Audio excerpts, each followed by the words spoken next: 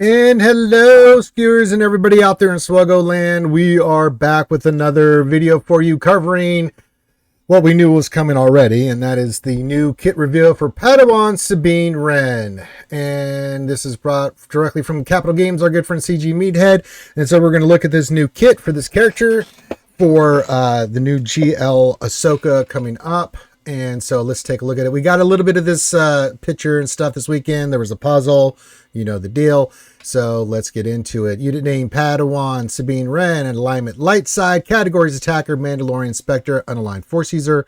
Key attributes new stackable debuff off balance. More stacks, more damage, and turn meter reduction. Direct callouts to the new galactic legend Ahsoka Tano. And stacking force connection increases crit damage.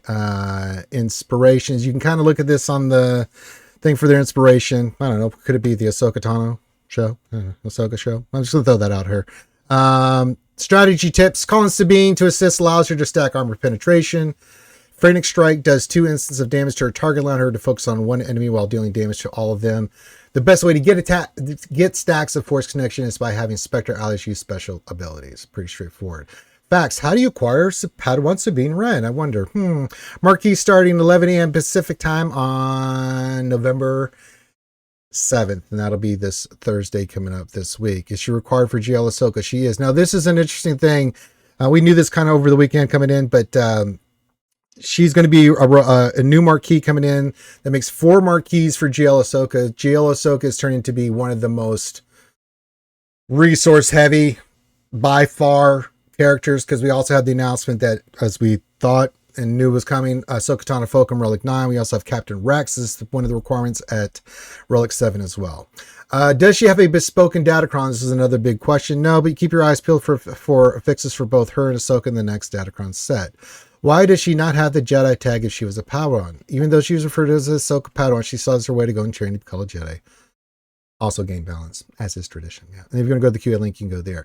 Let's look at her abilities. For basics, it says practice swing. She looks great. Great animation here. They've been really killing it with the animations and stuff. Final text. Sabine gains plus 20% armor penetration for 1 turn, stacking up to 60%. Deal physical damage to target enemy. This ability gives 15% critical chance for each ally below 100% health. So the armor penetration on this is pretty nice. Yes. Special 1, Frantic Strike, cooldown of 3. Just seeing if there's anything. Nope. Okay.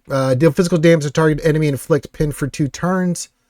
Then deal damage to all enemies and inflict off balance on them for 1 turn. Enemies critically hit by this attack are inflicted with another stack of off balance for 1 turn, which can't be evaded or resisted.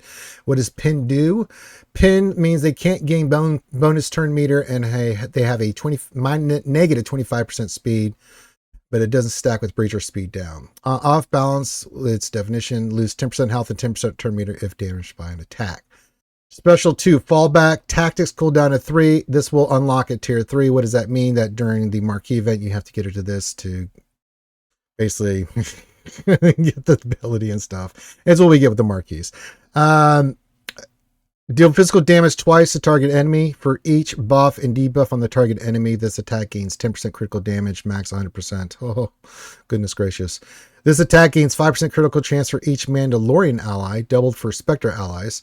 So if it's doubled, then, oh boy. Remove 25% turn meter and additional 5% turn meter per relic level for each critical hit scored. So having her at Relic 7 is going to make her pretty nice at the beginning. That's outstanding. All right, her first unique one, Sentinel of Lothal, unlocked tier 4. This is a Zeta and an Omicron, and the Omicron is for TW. Okay, that makes sense. Final text. Sabine Wren has 25% critical chance and critical damage and 70% counter chance. Oh, that's delicious.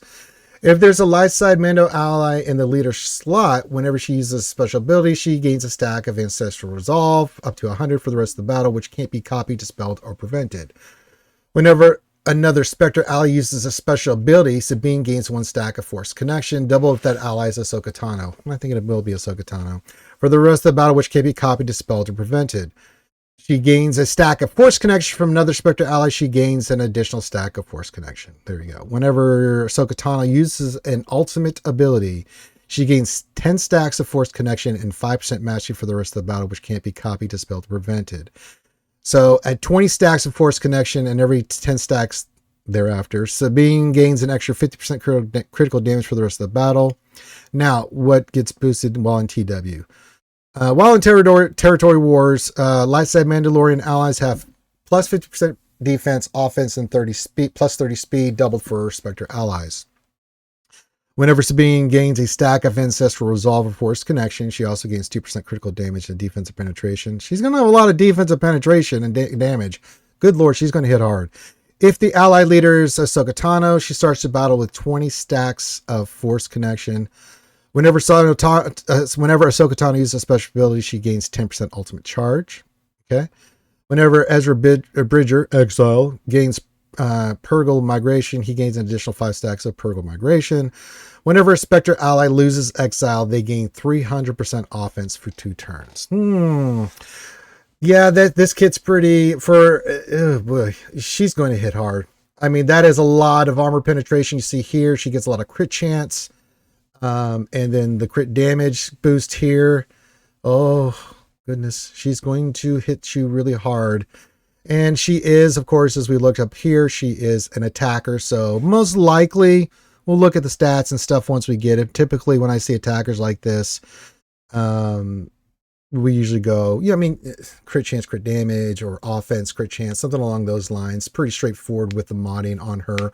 We'll know more once we get into the game, look at her stats, things of that nature, where we want to go with it. But just initial thoughts, bias, just on the, you look out on paper, you start thinking in your head, well, what am I going to do here? So there you go. The new Sabine Wren, I think she looks fantastic. I know there's a lot of you who are excited for this character to come to the game. But with that, let me know in the comments below what you think. This is the new character coming in this week. Kit reveal, Padawan Sabine Wren. And of course, Meathead always does this little joke with his thing. So, ha ha ha ha ha ha. It's not funny. So with that, leave a comment on what you think of this new character. Let me know what you think about the requirements for Ahsoka. They are getting steep. And it's going to be one of those